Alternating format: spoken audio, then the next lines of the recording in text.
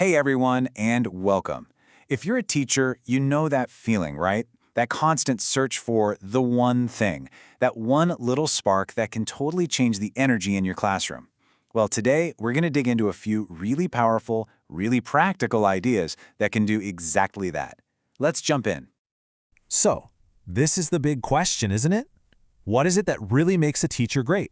Is it some fancy new technique? Is it the latest tech gadget? Or is it something way more fundamental? We're about to find out that the answer might actually be simpler and way more powerful than you think. So, where do we even begin? Well, the first big idea is super simple, but honestly, it's profound. It's all about looking outside your own classroom door and getting a fresh pair of eyes on things. Now let's be really clear about this. This is not about being judged or having a formal assessment. No way. This is about learning together, not about evaluating each other. Just think of it as a chance to be a fly on the wall in a colleague's class, to watch, to learn, and to see your own teaching in a completely new light. And you know the payoff here is huge. It really comes in three big wins. First, you get validation. You'll see a colleague do something and think, oh, hey, I do that too, awesome.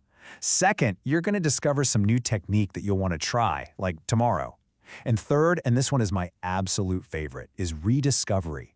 You'll see them do something and it'll hit you. Wow, I used to do that. And just like that, a great tool is right back in your toolkit. All right, so we've looked outward at what others are doing. Now it's time to turn that camera around and look inward. And this idea is a little more radical. It's all about shaking things up on purpose to see what you're really doing in your own classroom. This really powerful thought comes from an educator named John Fanslow, and his whole argument was that we get so stuck in our own teaching habits, our own rules, that the only way to truly understand them is to just break them. See what happens when you flip the script. Think of it like a fun little experiment for just one lesson. What if you did everything the opposite way you normally do? If you usually stand, try sitting. If you're always the one leading the discussion, what if you let the students lead? The goal here isn't to find a better way, it's to understand why you do what you do. If you're thinking, okay, but where do I even start with that? Try this. Just put a camera at the back of your room and press record. I know, watching yourself teach later can feel a little weird, but I promise you, analyzing that footage is one of the most powerful reflection tools you'll ever find. Okay, so once you've started looking at your own teaching practice, the next step just makes sense. It's time to focus on the people who are at the very heart of all of this, your students. And this next idea, well, it's absolutely fundamental. I know this might sound super obvious, but it is truly the bedrock of great teaching. Our job isn't just to deliver content. It's about building a real, genuine relationship with the individuals right there in front of you. That connection, that's the real magic carpet to learning. And here's a really simple roadmap for how to build that connection. You know where it starts? With their names. Learn them, and learn them fast. Make the effort to get the pronunciation exactly right.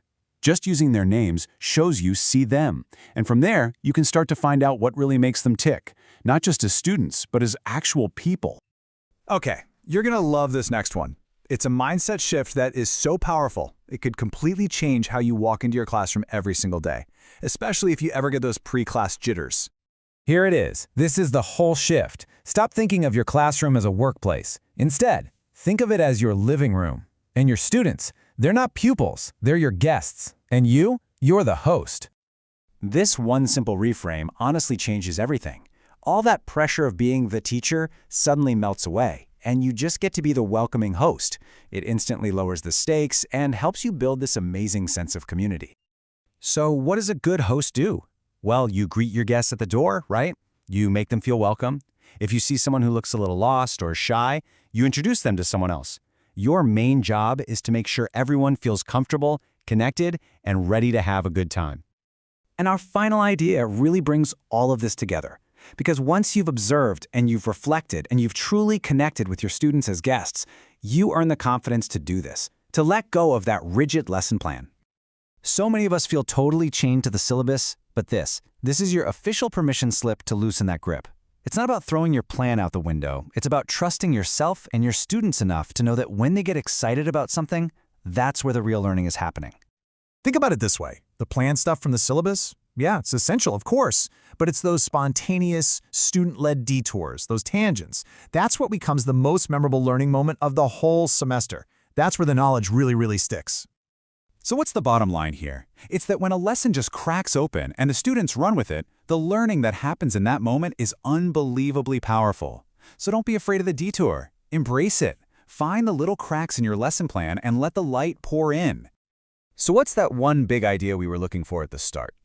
Well, it turns out it's not just one little trick. It's a whole approach. It's a journey built on 3 core pillars. Reflection, by looking at yourself and others. Connection, by seeing your students as guests. And finally, trust, trusting yourself and your students to go with the flow. So I want to leave you with one final question to take with you into your week. Based on all this, what's one rule, one habit, one routine that you are going to break in your classroom this week?